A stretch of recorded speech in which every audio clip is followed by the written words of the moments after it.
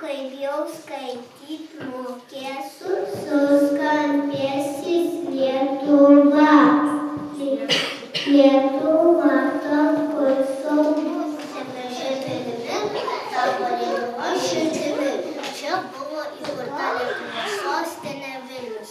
Šiandieną švenčiame vasario 16-ąją, mes visi susirinkome čia ir prisimintume savo šalies gyvybę ir laisvę.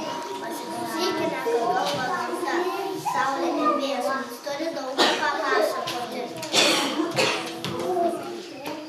Esu su saulė ir visada šildo visus miškus, Lietuvos laukus ir miškus. Ar žinote, kodėl šiandien tokia ypatinga diena? O aš žinau, kad vasario 16-ąją Lietuva tapo laisva ir drąsi, kaip galingas ąžuolas.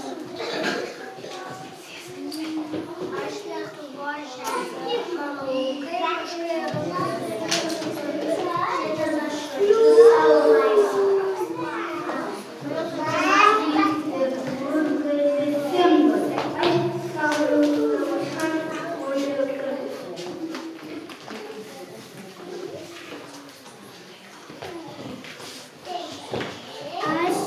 ir šito kalno kaip Lietuvos stebuklinės ženklas. Vasario 16-ąją tai diena, kai mes visi tapome vieningi ir gražūs kaip šis kalnas, kuris niekada